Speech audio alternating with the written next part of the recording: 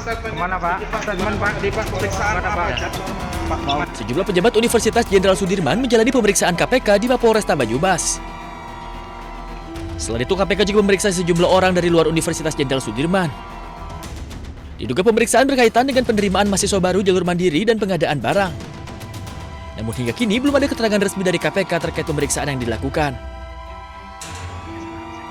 Usai menjalani pemeriksaan, 3 pejabat Rektorat Universitas Jenderal Sudirman dibawa menuju Jakarta untuk dilakukan pemeriksaan lanjutan di Gedung Merah Putih KPK. Dari Banyumas, Jawa Tengah, Saladin Ayubi, iNews melaporkan.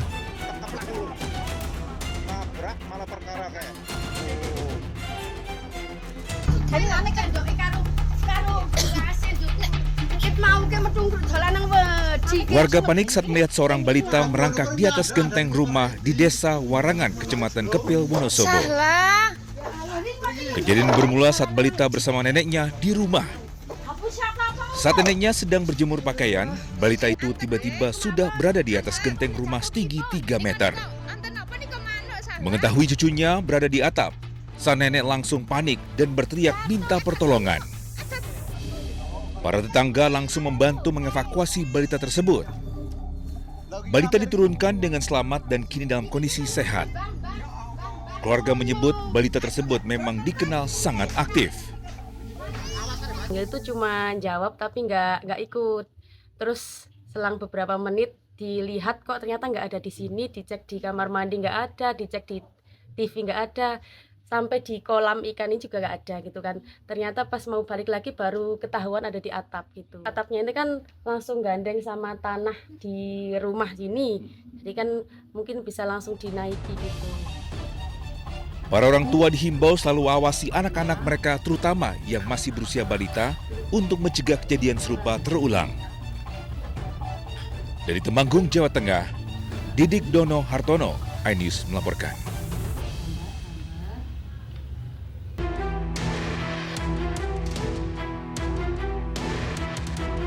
Presenter kondang Ruben Onsu resmi ditetapkan sebagai tersangka oleh penyidik Polres Metro Jakarta Selatan terkait dugaan tindak pidana penipuan atau penggelapan. Penyidik kepolisian menemukan bukti yang cukup untuk menaikkan status terlapor jadi tersangka.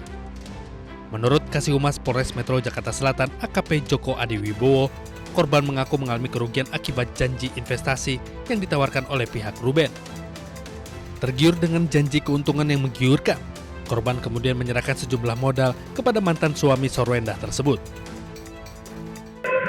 Terlapor saudara RSO statusnya dialihkan sebagai tersangka. Kemudian dibuatkan surat penetapan sebagai tersangka. Meski statusnya sudah naik menjadi tersangka, polisi menyatakan hingga saat ini belum melayangkan surat pencekalan ke pihak imigrasi. Namun penyidik telah menjadwalkan pemeriksaan perdana terhadap Ruben Onsu dalam kapasitasnya sebagai tersangka pada pekan depan. Dari Jakarta, Raffi Wardani, iNews melaporkan.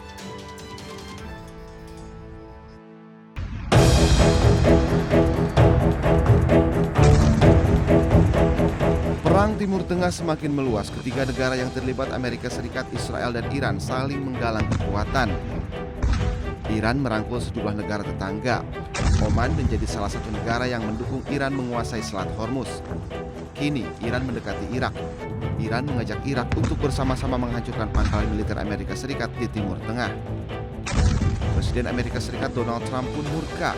Presiden AS Donald Trump mengancam akan membombardir Oman jika menghalangi upaya pembukaan kembali Selat Hormuz. I mean, we control it. We control it with the blockade. We have a blockade. We control it with the blockade. And I like the idea of declaring it a territory. We have total control over the strait. Meski kondisi terus memanas, namun Pakistan terus mendorong Amerika Serikat dan Iran ke meja perundingan. Namun hingga kini belum ada kesepakatan antara keduanya.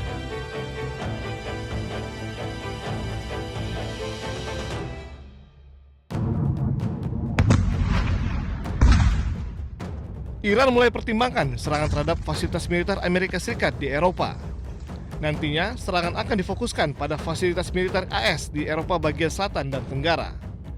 Tindakan ini akan diambil bila AS terus menyerang Iran.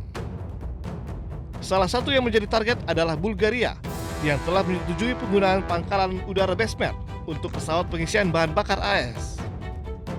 Bulgaria pun telah bersiap menghadapi serangan Iran. Отношение на базата в Безмер, координирано с Министерството на отбраната и под ръководството на министър-председателя сме предприели всички възможни мерки. Включително сме се подсигурили, като мерките, които сме предприели, са за много по-високо ниво на заплаха от тази, която реално се докладва по линия на службите и постъпващата информация. Следим постоянно ситуацията и процесите и ще продължаваме да прилагаме мерки, които са изпреварващи и са в много по-голяма степен така интензивни спрямо нивото на информацията за заплаха към момента. Tak hanya itu, serangan yang menewaskan 3 personel militer AS menjadi bukti kemampuan Tehran menyerang target dalam jarak jauh.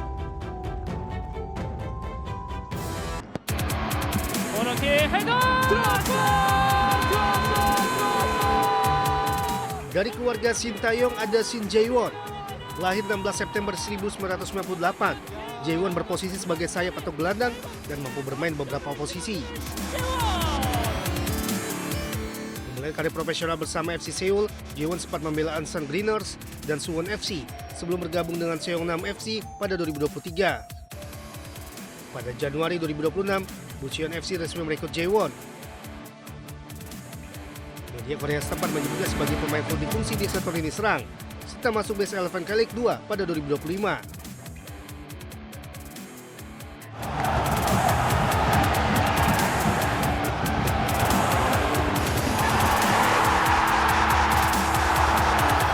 Beralih ke keluarga Patrick Kluivert, nama Justin Kluivert menjadi salah satu yang paling matang secara karir.